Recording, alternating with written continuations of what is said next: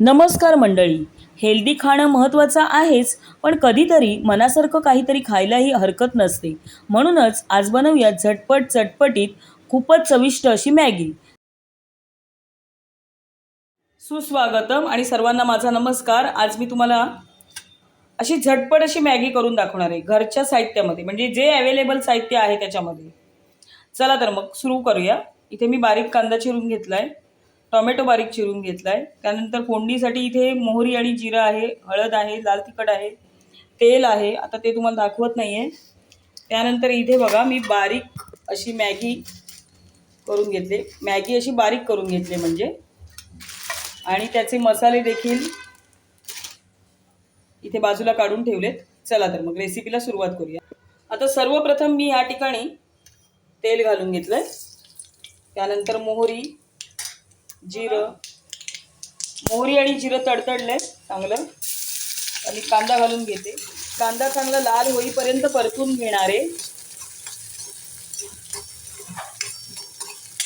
आता मॅगी असं आहे की पाण्यामध्ये उकळवून त्याच्यामध्ये तेवढाच तो मसाला घालून, काही आपल्याकडे भाज्या असतील तर त्या घालून असं करतात. मी थोडी वेगळ्या पद्धतीने करते. कांदा चांगला परतून घेणारे लाल होईपर्यंत.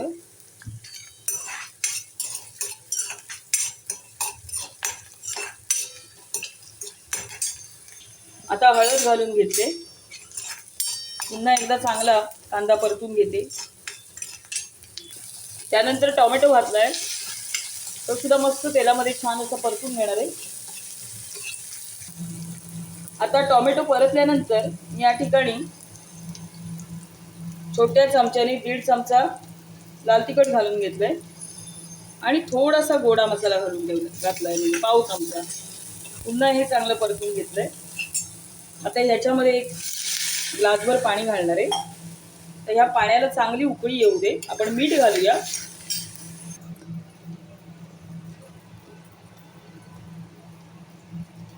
थोडंसं मीठ घालूया,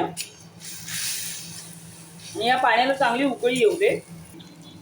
आता त्यानंतर हा मॅगी मसाला आहे, ह्याची पाकिटं फोडून मी हा मसाला ह्यामध्ये घालणार आहे. तर बघा हा मसाला आहे तो मी आता ह्याच्यामध्ये घालते. पाण्यामध्ये, पाण्याला चांगली उकळी फुटले. आता यानंतर मॅगी आहे ती या पाण्यामध्ये घालून घेतले. आता ही चांगली शिजू दे.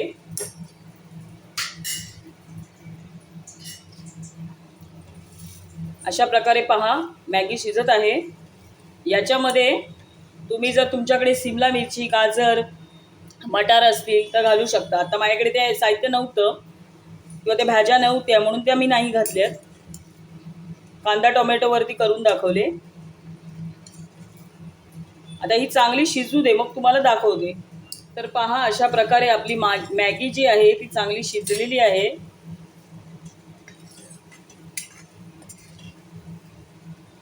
ही बघा. आता ही 4 माणसांची मॅगी आहे.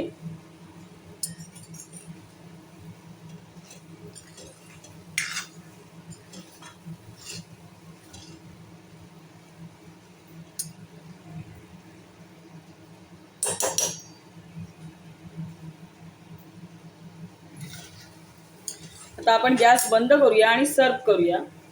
तर अशा पद्धतीने पहा ही मॅगी मी डिशमध्ये काढून घेतली. आता ह्याच्यामध्ये वरती मी फरसाण घालणार आहे, थोडंसं असं फरसाण घालणार आहे.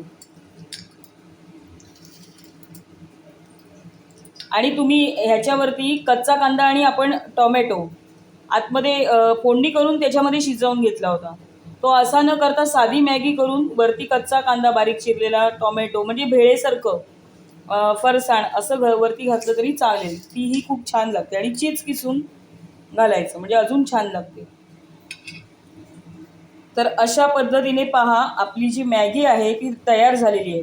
अगदी कांदा आणि टोमॅटो या साहित्यामध्ये सुंदर अशी मॅगी आपली ही तयार झालेली आहे पहा.